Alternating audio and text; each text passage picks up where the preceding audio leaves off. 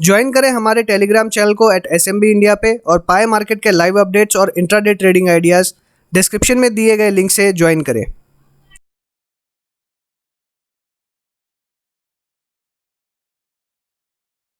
Hello friends, welcome to Life Advisors. आप सभी का स्वागत है हमारे चैनल पे। आप देखना शुरू कर चुके हैं निफ्टी के 50। जो लोग चैनल से नहीं जुड़ रहे उन्हें बता दें हम क्या डिस्कशन करने वाले हैं। हम डिस्कस करेंगे निफ्टी के आज का ट्रेंड, निफ्टी में आने वाले दिन का ट्रेंड, साथ ही डिस्कस करेंगे FIDs के डेटाज, ऑप्शन चेन एनालिसिस और निफ्टी के पूरे 50 स्टॉक का ट्रेंड। 25 से 30 मिनट के अंदर में ये वीडियो कंप्लीट करने की कोशिश करेंगे। आशा करता हूँ ये वीडियो आपको जरूर पसंद आएगी। पसंद आए तो लाइक करना ना भूलें। अगर आपने अभी तक चैनल सब्सक्राइब ना किया है तो तुरंत कर दीजिए, साथ ही बेल आइकन दबाएं ताकि टाइमली अपडेट्स आपको मिलती रहे। तो चलिए शुरू करते हैं। निफ्टी की अगर बात करें तो आज बहुत ही वोलेटाइल ट्रेड देखने मिला और लगभग अब देखें तो 2 से 3 बार हमको स्विंग्स देखने मिले, लेकिन अल्टीमेटली मार्केट नेगेटिव ही सेटल होते हुए दिखाई दिया। हालांकि इसने 11,600 का जो लेवल है वो तोड़ा नहीं है। अगर लो की बात करें तो 11,606 एग्जैक्टली इसका लो देखने के लिए मिल रहा है। तो 11,600 के लेवल को रिस्पेक्ट करने का मतलब है एक सपोर्ट इसे यहाँ पे मिल रहा है और वो डेफिनेटली हमने डिस्कस किया था कि बहुत ही स्ट्रॉन्ग सपोर्ट जोन है 11,600 का। इतना ईजिली ये ब्रेक होता हुआ आपको शायद नजर ना आए, लेकिन अगर हम अभी ओवरऑल देखें स्ट्रक्चर को तो वो डेफिनेटली वीक हो चुका है और यहाँ पे क्लियरली वीकनेस आपको नजर आएगी और यहाँ पे फर्दर गिरावट हो सकती है। बट मुझे लगता है कहीं ना कहीं एक फॉलिंग चैनल टाइप का ये पैटर्न जो है ये बनते हुए नजर आएगा। इसलिए मेरी क्लियरली एक ही राय है, कोई भी राइज होगा तो राइज में हम सेल करके चलेंगे, फिर से नीचे के लेवल्स देखने मिलेंगे। बट हमारी स्ट्रैटेजी सेल की रहेगी रेदर देन बाय की। हम जनरली हमेशा बाय की स्ट्रैटेजी लेके चलते हैं। बट निफ्टी के अंदर में अगर बात करें तो मुझे अभी फिलहाल सेल की स्ट्रैटेजी ही ठीक लगती है, अभी बाय हमें करके नहीं चलना है। अगर हम लेवल्स की बात करें तो कल हमने डिस्कस किया था कि 11,600 एक स्ट्रॉन्ग सपोर्ट रहेगा। अगर इसके नीचे जाता है तो 11,550 तक के लेवल्स हमको देखने मिल सकते हैं और हो सकता है 11,500 भी देखने के लिए मिले।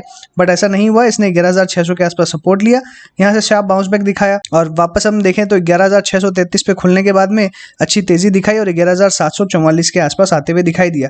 और हमने डिस्कस किया था कि 11,800 बहुत ही इंपॉर्टेंट रेजिस्टेंस जोन है और इसके नीचे ही हमको दिखाई दिया ये।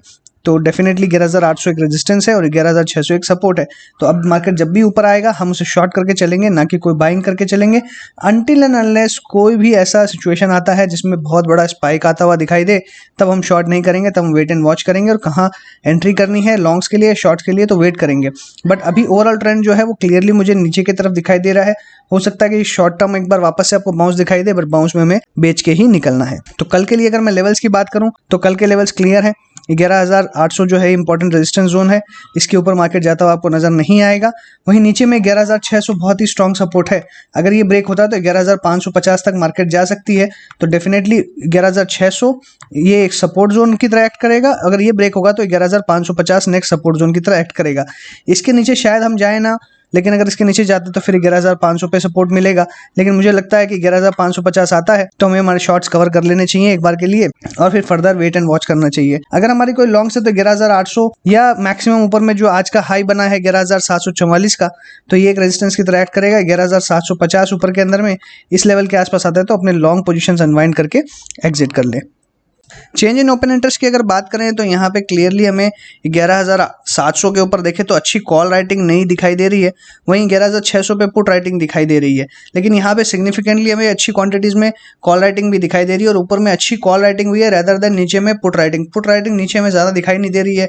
इवन 11,000 पे अगर आप देखेंगे तो यहाँ पे पुट अनवाइंडिंग आपको देखने मिल रही है। 11,300 पे भी आपको पुट अनवाइंडिंग देखने मिल रही है। तो ये बहुत ही ज़्यादा शॉकिंग डेटा दिखाई दे रहा है और यहाँ से क्लियरली ये दिखाई दे रहा है कि बेयरिशनेस और बढ़ते हुए नजर आएगी। इमीडिएटली सिर्फ 11,600 पे पुट राइटिंग है और नई पुट राइटिंग नीचे के लेवल्स पे नहीं दिखाई दे रही है। तो बेयरिशनेस बहुत ही ज़्यादा बढ़ते हुए नजर आ रही है और सेल का ही पूरा सेटअप जो है वो दिखाई दे रहा है। तो मुझे लगता है कि डेफिनेटली हमें नीचे के लेवल्स ही ज़्यादा दिखाई देंगे रेदर देन अपसाइड के और यहाँ से क्लियरली यही इंडिकेशन मिल रहा है। अगर क्यूमुलेटिव ओपन पोजीशंस की बात करें तो 11,600 पे पुट राइटिंग बहुत अच्छी दिखाई दे रही है और वहीं पे अगर हम 11,700 की बात करें तो यहाँ पे बहुत अच्छी कॉल राइटिंग दिखाई दे रही है। इमीडिएटली 11,600 के बाद 11,500 पे सपोर्ट अवेलेबल है, बट इसके बाद में अगर देखें तो बहुत ज़्यादा सपोर्ट अवेलेबल नहीं है। लेकिन वहीं अपसाइड में रेजिस्टेंस की बात करें तो रेजिस्टेंस और हर लेवल पे बढ़ता हुआ नजर आ रहा है।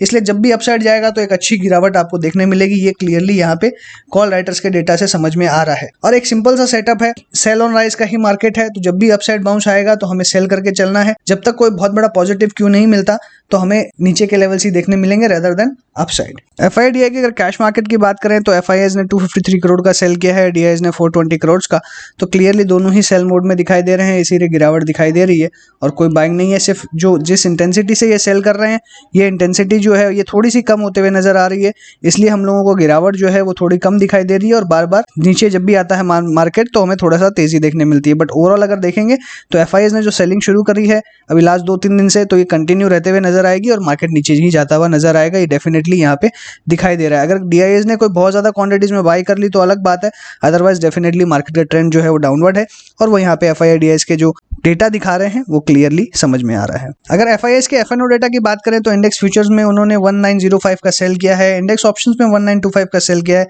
स्टॉक फ्यूचर्स में 1349 का इन्होंने बाई किया है, स्टॉक ऑप्शंस में भी सेल किया, नेट में 2506 का सेल किया है। सबसे ज्यादा मैं हमेशा जो डिस्कस करता हूँ वो है इंडेक्स में सेलिंग। जब भी वो इंडेक्स में सेलिंग करते हैं तो डेफिनेटली और यहाँ पे इंडेक्स में गिरावट देखने मिलती है और जिस क्वांटम में सेल किया है डेफिनेटली बहुत बड़ी गिरावट यहाँ पे हम एक्सपेक्ट कर सकते हैं। 1349 का जो इन्होंने स्टॉक फ्यूचर्स में बाय किया है, ये मुझे लगता है कि इन्होंने जो भी पोजीशंस में शॉर्ट किए थे यहाँ पे सिर्फ उन्होंने शॉर्ट कवर किया है और फ्रेश और शॉर्ट करने के लिए या तो वो वेट कर रहे हैं या इन्होंने कुछ इस तरह की पोजीशन बनाई है जो इन्होंने ऑप्शंस के थ्रू हेज करी है। तो डेफिनेटली मुझे लगता है कि जो ओवरऑल इनका सेटअप है वो क्लियरली बेयरिश है और मार्केट नीचे जाता हुआ ही आपको दिखाई देगा। तो चलिए बात करते हैं निफ्टी के स्टॉक्स की, एक एक करके अल्फाबेटिक वे में डिस्कस करेंगे। सबसे पहला स्टॉक आ रहा है अदानी पोर्ट्स का। तो यहाँ पे कल मेरी अवॉइड की सलाह थी और हमने डिस्कस किया था कि नीचे में सपोर्ट काफी अवेलेबल है, तो एक बाउंस बैक यहाँ से आपको वापस मिल सकता है। तो आज की अगर क्लोजिंग लेवल की बात करें 342.7 इसका क्लोजिंग लेवल है। एक्जैक्टली ये 100 डे सिंपल मूविंग एवरेज के ऊपर में दिखाई दे रहा है। अगर हम येलो लाइन देखेंगे तो 100 डे सिंपल मूविंग एवरेज है, इसके एक्जैक्टली ये ऊपर ही क्लोज होते हुए नजर आया है। इसलिए डेफिनेटली एक जो शॉर्ट टर्म बाउंस है वो वापस यहाँ से मिल सकता है, क्योंकि अगर आप वॉल्यूम देखेंगे तो गिरावट में वॉल्यूम ज्यादा नहीं है बट बाइंग के समय में वॉल्यूम बहुत ज्यादा रही हुई है, इसलिए डेफिनेटली एक प्रॉफिट बुकिंग यहाँ पे दिखाई दे रही है। लेकिन जब भी ये स्टॉक गिरता है तो बहुत बार बहुत तेजी से गिरता है और जब भी ये बढ़ता है तो बहुत ही शार्प रिकवरी के साथ बढ़ता है। अगर आप देखेंगे अगर इसका डाउन ट्रेंड कंटिन्यू रहता है तो काफी दिन तक कंटिन्यू रहता है और जब ये रिवर्स करता है तो काफी अच्छा रिवर्सल भी इसमें देखने मिलता है। इसलिए हो सकता है कि यहाँ पे फर्दर एक्सटेंड होते हुए दिखाई दे। जैसे ही इसका 100 day simple moving average break करेगा तो हो सकता है कि 300 तक के लेवल से आपको दिखाई दे। बट अगर जब भी इसमें शार्प टर्न जो मिलेगा आपको, शार्प टर्न के या यू टर्न जब भी लेगा ये स्टॉक में हमको बाय करके चलना है।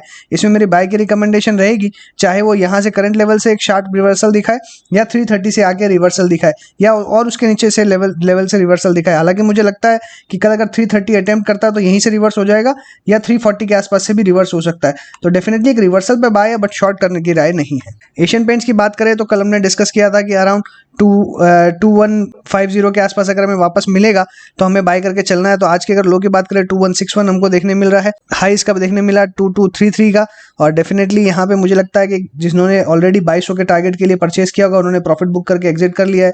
पहले अगर नहीं किया तो कल भी मौका था और आज भी मौका है, अगर अभी भी प्रॉफिट बुक नहीं किया तो आप एग्जिट कर सकते हैं। अदरवाइज 2300 के टारगेट के साथ भी आप होल्ड कर सकते हैं विद स्टॉप लॉस ऑफ 2200 का स्टॉप लॉस रखें और 2300 का टारगेट आप होल्ड कर सकते हैं। बजाज फिनसर्व के अंदर में कंटिन्यूसली गिरावट हमको देखने मिल रही है, आज भी गिरावट देखने मिली।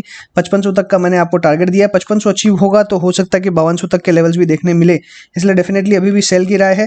करंट लेवल्स पे सेल ना करें क्योंकि रिस्क रिवॉर्ड फेवरेबल नहीं है। जिनकी पोजीशन ऑलरेडी सेल की है वो सेल रख सकते हैं। बजाज ऑटो के अंदर में अवॉइड की सलाह थी, आज भी अवॉइड है, कोई इसमें पोजीशंस नहीं बनानी है। बजाज फाइनेंस के अंदर देखें तो एक साइडवेज पैटर्न के अंदर चल रहा है, यहाँ पे भी मेरी सेल की राय थी लेकिन अभी फिलहाल इसके अंदर में मेरे को कोई राय नहीं है, अवॉइड करना ही बेहतर रहेगा। भारतीय एयरटेल के अंदर में मेरी कल सेल की रिकमेंडेशन थी, मेरी सेल की रिकमेंडेशन कंटिन्यूसली इस स्टॉक के अंदर में दिखाई दे रही है और अच्छे हर लेवल पे मैंने इसको शॉर्ट कहा है, ऊपर में बाउंस में भी शॉर्ट कहा है, हर लेवल पे इस स्टॉक को शॉर्ट कहा है। आज भी इसके अंदर में हमको गिरावट ही देखने के लिए मिल रही है, तो डेफिनेटली अभी मेरी राय यहाँ पे साइडवेज की है, क्योंकि हो सकता है कि यहाँ पे एक साइडवेज पैटर्न हो जाए तो अपने कोई भी शॉर्ट या लॉन्ग पोजीशन हो तो एक बार एग्जिट कर ले। हो सकता है कि एक छोटे से रेंज में कंसोलिडेट करता हुआ आपको मिले क्योंकि ऑलरेडी जितनी इन्फॉर्मेशन थी लगभग मुझे लगता है कि यहाँ पे सारी डिस्काउंट हो चुकी है, इसलिए अभी मेरी यहाँ पे अवॉइड की सलाह रहेगी कि कोई यहाँ पे पोजीशन ना बनाए क्योंकि पैटर्न जो है वो साइडवेज हो सकता है। इसलिए अगर सेल करना है तो मुझे लगता है कि अब 440 के नीचे अगर वापस आता है तो 440 के नीचे हम सेल करेंगे और अगर 460 के ऊपर जाता है तो 460 के ऊपर हम बाय करेंगे, लेकिन 440 से लेकर 460 तक हम कोई भी पोजीशन नहीं बनाएंगे। बीपीसीएल की बात करें, यहाँ पे कल भी सेल की राय थी, आज भी सेल की राय है। रिजल्ट बहुत अच्छे होने के बावजूद भी यहाँ पे आज गिरावट देखने के लिए मिल रही है, लेकिन फिलहाल अगर मैं यहाँ पे पैटर्न देखूं तो जब तक ये 345 के ऊपर ना आए तब तक कोई बाय की रिकमेंडेशन नहीं है। तो 345 के ऊपर बाय करें और करंट लेवल्स पे सेल कर सकते हैं। अगर करंट लेवल्स पे सेल करते हैं तो हमारा स्टॉप लॉस अराउंड रहेगा 343 का 343 के स्टॉप लॉस, बहुत ही छोटा स्टॉप लॉस है, 343 के स्टॉप लॉस के साथ में करंट लेवल्स पे सेल करें, वापस आपको अराउंड 330 के लेवल्स देखने मिलेंगे। 330 से 325 के लेवल्स भी देखने मिल सकते हैं। अगर 325 का लेवल आएगा तो और फर्दर गिरावट देखने मिल सकती है, बट जो हमारी बाइंग है वो 345 के ऊपर करनी है with stop loss of around 342 हमारा स्टॉप लॉस रहेगा बाइंग की रेंज में, और ऊपर में टारगेट जो है वो टारगेट रहेंगे 360 के। ब्रिटानिया की अगर बात करें तो यहाँ साइडवेज है, अवॉइड करें। हालांकि ट्रेंड अगर देखेंगे तो क्लियरली डाउनवर्ड है, तो यहाँ पे आप सेल करके चल सकते हैं। 3400 तक के लेवल्स देखने मिल सकते हैं। कल मैंने सेल की रिकमेंडेशन दी थी, आज भी सेल की रिकमेंडेशन है, 3400 तक के लेवल्स देखने मिलेंगे। सिप्ला के अंदर में साइडवेज पैटर्न है।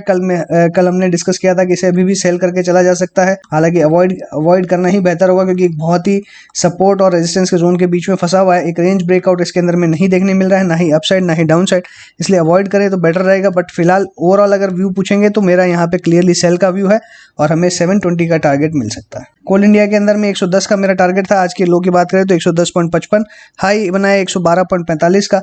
अभी यहाँ पे इन्वर्टेड कप आपको देखने मिल रहा है, जो फर्दर गिरावट की तरफ इशारा कर रहा है। 2 डिजिट के अंदर में ये स्टॉक आ सकता है, ये मुझे लगता है, इसलिए सेल पोजीशन अपनी बना के रखें। डिविस लैब के अंदर में कल सेल की राय थी करंट लेवल्स पे, और 3000 तक के मैंने टारगेट दिए थे। आज का लो देखे 3091.6, क्लोजिंग 3107.6 के ऊपर दिखाई दे रही है। फर्दर गिरावट डेफिनेटली मुझे दिखाई दे रही है, 3000 तक के लेवल दिखाई दे रहे हैं। सेल पोजीशंस को होल्ड करें। टारगेट 3000 के नीचे गिरेगा तो 2800 तक का लेवल देखने मिलेगा। स्टॉप लॉस इस केस में आप 3150 का रिवाइज कर लें। डॉक्टर रेड्डीज के अंदर में कल भी सेल की राय दी थी मैंने कि इस स्टॉक को आप सेल करके चलें। 4750 तक के लेवल्स आपको देखने मिल सकते हैं। आज भी गिरावट देखने मिल रही है 9 पॉइंट की। डेफिनेटली सेल का कैंडिडेट है, सेल मेंटेन करें। 5000 का स्टॉप लॉस रखिए। कल मैंने स्टॉप लॉस 5050 का दिया था, आज मैं रिवाइज करके 5000 का करूँ, तो करंट लेवल्स पे भी 5000 के स्टॉप लॉस के साथ में होल्ड करें और स्टॉप लॉस मेंटेन करें। आयशर मोटर के अंदर में ओवरऑल मैंने ट्रेंड जो है साइडवेज का कहा था, इसलिए मेरी अवॉइड की सलाह है। अभी कोई इसके अंदर में पोजीशन नहीं बनानी है, अवॉइड करें, ज्यादा बेहतर रहेगा। गेल के अंदर में डिस्कस किया था कि अगर फर्दर गिरावट होती है तो आपको 80 तक के लेवल्स देखने मिलेंगे। आज जिस तरीके के कैंडल देखने मिल रही है, एक रिवर्सल का संकेत हमको यहाँ से मिल रहा है, तो ये एक ही रेंज के अंदर ट्रेड होते हुए नजर आ रहा है। तो कल अगर फर्दर अपसाइड जाता है 84 के ऊपर में हम बाय करेंगे। फिर से टारगेट हमारा 88 का रहेगा और स्टॉप लॉस रहेगा 82 का। ग्रासिम के अंदर में मैंने डिस्कस किया था कि इसका ट्रेंड बिल्कुल अभी भी अप ट्रेंड के अंदर चलते हुए नजर आ रहा है, लेकिन बाय की कोई रिकमेंडेशन नहीं, क्योंकि ऑलरेडी हमारे टारगेट्स इसमें अचीव हो चुके हैं, और ना ही कोई सेलिंग की राय है। सेल इसे करना है कब? सेल करना है जब 20 डे सिंपल मूविंग एवरेज जो कि 767 के आसपास आ रहा है। इसलिए मेरी राय रहेगी सबसे बढ़िया और बेस्ट, वेरी लेस रिस्की रहेगा जब 760 ब्रेक करेगा। 760 ब्रेक करेगा तो इसको सेल करके चलेंगे। टारगेट सीधा 720 आपको मिलेगा, और इस केस में स्टॉप लॉस आप मैक्सिमम 770 का रख के चल सकते हैं। HCL टेक में आज अच्छा एक रिबाउंड देखने मिला, और जिस तरीके का यहाँ पे पैटर्न बन रहा है, एक डेफिनेटली मुझे लग रहा है कि यहाँ पे एक अपसाइड वापस आपको देखने मिल सकती है। वॉल्यूम्स यहाँ पे ठीक ठाक दिखाई दे रही है। 800 के आसपास अपना सपोर्ट लेवल मेंटेन करके चल रहा है, और मुझे लगता है ये ऑलरेडी यहाँ पे वापस एक अपसाइड दिखाने के लिए तैयार है। हालांकि अगर यहाँ देखें थोड़ा सा रेजिस्टेंस हल्का है, तो 842 के ऊपर जैसे ही अब जाएगा तो मुझे लगता है कि वापस अपसाइड अच्छी देखने मिलेगी आपको। वापस 880 तक के लेवल्स देखने मिलेंगे। टारगेट मेरा रहेगा 880 का। स्टॉप लॉस इस केस में हम अराउंड 830 का रख के चल सकते हैं।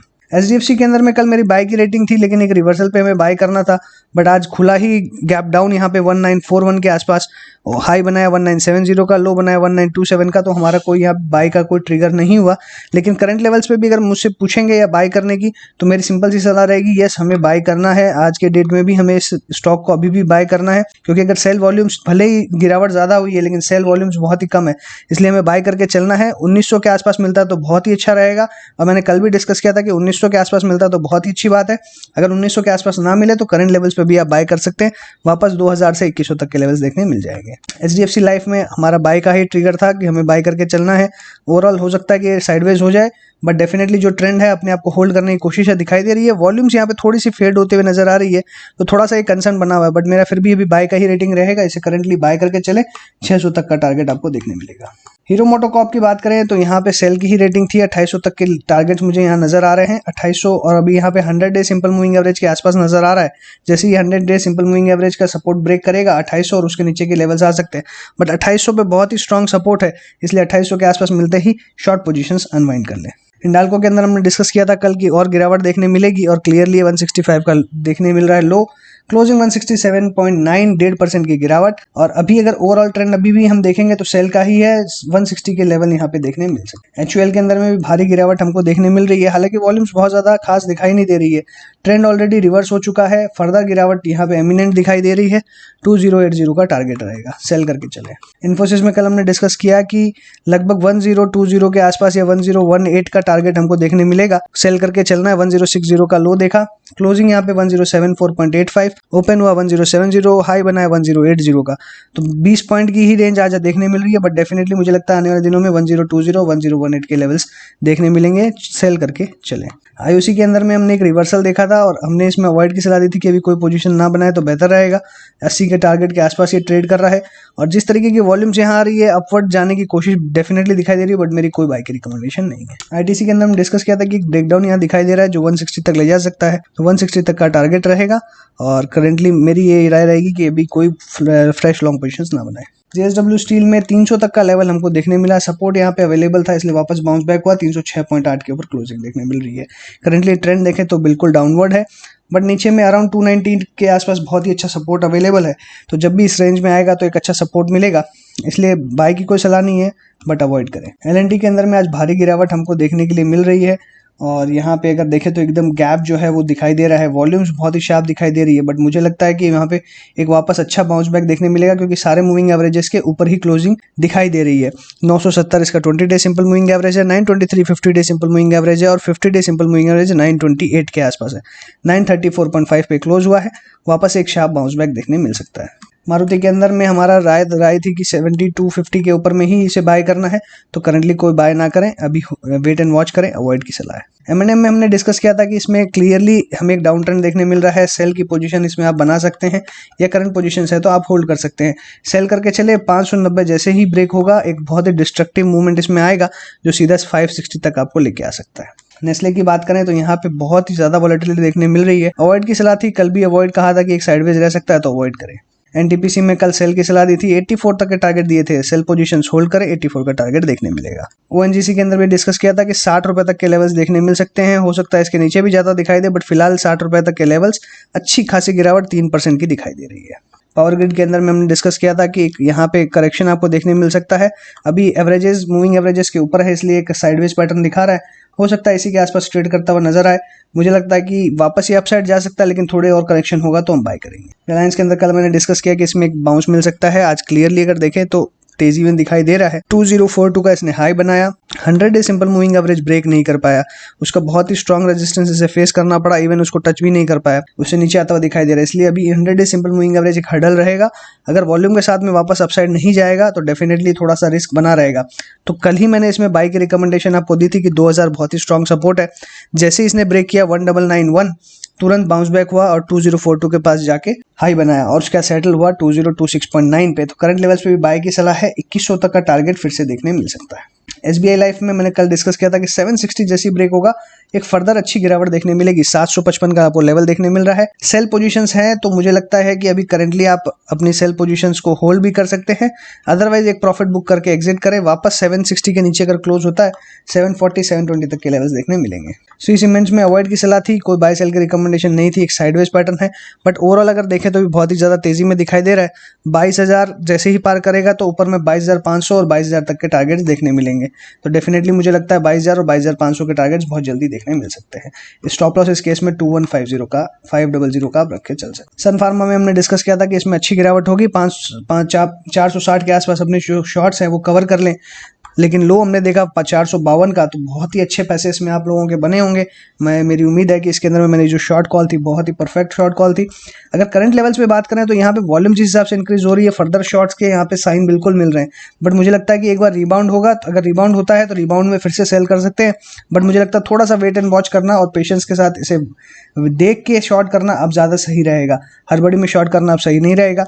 इसलिए डेफिनेटली वॉल्यूम्स यहाँ पे इंक्रीजिंग है, रिबाउंड हो सकता है, रिबाउंड में थोड़ा सा और ऊपर आता है तो हमें वेट एंड वॉच करके सेल करने की पोजीशन बनानी है, बट कोई बाय की रिकमेंडेशन नहीं है। टाटा मोटर्स के अंदर में आज गैप डाउन ओपनिंग हमने देखी और यहाँ पे क्लोजिंग जो देखने मिल रही है बहुत ही खतरनाक देखने मिल रही है और 131.9 के आसपास क्लोजिंग है और यहाँ पे डोजी बनते हुए नजर आ रही है। हालांकि इसने अभी भी 130 का पोजीशन होल्ड किया है, इसलिए एक जो क्वेश्चन मार्क है कि क्या अप ट्रेंड या वापस अपसाइड जाएगा, तो डेफिनेटली जब तक 130 के ऊपर है तब तक कोई रिस्क नजर नहीं आ रहा है। 130 ब्रेक करेगा तो थोड़ा सा रिस्क नजर आता है, बट डेफिनेटली अभी साइडवेज हो चुका है तो अवॉइड करें। टाटा स्टील के अंदर में कोई बाय की रिकमेंडेशन नहीं थी, अवॉइड की सलाह थी, अवॉइड करें, ज्यादा बेहतर रहेगा। टीसीएस में कल सेल रिकमेंडेशन दी थी मैंने और मेरे को लग रहा था कि ये जो गैप फिलिंग है वो हो सकती है, तो आने वाले दिनों में डेफिनेटली हमको देखने मिल सकती है।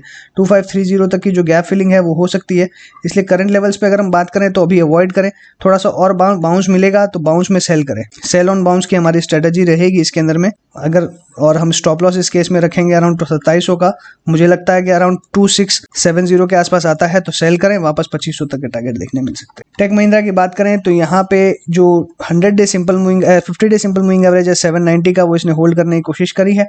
800 बहुत ही स्ट्रॉन्ग सपोर्ट जोन है, कल हमने डिस्कस भी किया था और ये भी डिस्कस किया था कि जो कोई भी शॉर्ट पोजीशन है तो 800 के आसपास अपनी स्क्वायर ऑफ कर ले। आपने कर लिए तो बहुत अच्छी बात है, नहीं की है तो अभी आप मुझे लगता है कि थोड़ा ट्रैप हो सकते हैं, क्योंकि एक रिबाउंड जो है और अपसाइड का देखने मिल सकता है। टाइटन के अंदर में कंटिन्यूसली गिरावट देखने मिल रही है और वॉल्यूम के साथ देखने मिल रही है, तो फर्दर सेल ऑफ कंटिन्यू रह सकता है। 1160 का टारगेट आप अभी यहाँ पे लेके चल सकते हैं। 1160 ब्रेक करेगा तो 1120 तक का, बट डेफिनेटली ओवरऑल अभी यहाँ पे कंप्लीटली एग्जिट कर ले कोई भी लॉन्ग पोजीशन है तो, और अभी सेल की कोई सेटअप है तो अवॉइड करें, लॉन्ग पोजीशंस अभी नहीं बनानी है। अल्ट्राटेक सीमेंट के अंदर में बहुत तेजी से ये स्टॉक बार बार अपसाइड की तरफ मूव करते हुए नजर आ रहा है। वॉल्यूम्स देखेंगे तो बहुत शार्प दिखाई दे रहे हैं, बट मेरी कंप्लीटली अवॉइड की सलाह है, क्योंकि ऑलरेडी हमारे इसमें टारगेट अचीव हो चुके हैं, कोई पोजीशंस नहीं बनानी है। यूपीएल में कल 450 का लेवल होल्ड किया, आज फिर से 450 का लेवल होल्ड किया, लेकिन हमने कल जो डिस्कस किया था कि कोई भी बाउंस मिलेगा, कोई भी ऊपर के लेवल मिलते हैं 450 के, तो हमें प्रॉफिट बुक करके एग्जिट करना है। हाई हमने 455.6 देखा, क्लियरली एग्जिट की सलाह थी, अभी कोई पोजीशन नहीं बनानी है। विप्रो के अंदर में कल हमारी क्लियरली राय थी कि कोई भी शॉर्ट पोजीशन हो 338 के आसपास अपनी एग्जिट कर ले, और मुझे लगता है वापस ही अपसाइड जाने के लिए तैयार है, तो वापस जैसे ये 20 day simple moving average break करेगा वापस अपसाइड जाता हुआ दिखाई देगा, तो एक अच्छा अप बाउंस आपको मिल सकता है। लेकिन अभी फिलहाल कोई बाय की रिकमेंडेशन नहीं है, अभी थोड़ा सा अवॉइड करें, वेट एंड वॉच करें। कल का क्या ट्रेंड रहता है ओवरऑल मार्केट का वो समझना बहुत ही जरूरी है। आपको लग रहा होगा कि मैंने बहुत सारे स्टॉक्स है जो अवॉइड की सलाह दी है, लेकिन कुछ मैंने बाय और कुछ सेल की रिकमेंडेशंस भी दी है। अवॉइड इसलिए दी है क्योंकि वहाँ पे कोई ट्रेड सेटअप, कोई भी सिग्निफिकेंट कैंडल या कोई भी हमें वॉल्यूम का या कुछ भी ऐसा चीज़ नहीं मिल रहा है जिसको हम सेल या बाय के रिकमेंडेशन के लिए यूज़ कर सकते हैं। तो इसी यही स्ट्रैटेजी होनी चाहिए मार्केट में ट्रेड करने के लिए। सो इसी के साथ मैं अपनी बात को वाइंड अप करूंगा। अगर आपको अच्छा लगा हो तो लाइक कीजिएगा, दोस्तों के साथ शेयर कीजिए, कमेंट बॉक्स में रिव्यूज लिखना ना भूलें। चैनल सब्सक्राइब ना किया हो तो तुरंत कर दीजिए। टेलीग्राम चैनल अगर ज्वाइन नहीं किया तो डिस्क्रिप्शन बॉक्स में लिंक दी, वहां से आप ज्वाइन कर सकते हैं। साथ ही ज्वाइन करें हमारे चैनल की मेंबरशिप, डिस्क्रिप्शन बॉक्स में लिंक दी हुई है, या ज्वाइन बटन के साथ भी आप ज्वाइन कर सकते हैं। सो इसी के साथ thanks for watching again, happy trading and investing.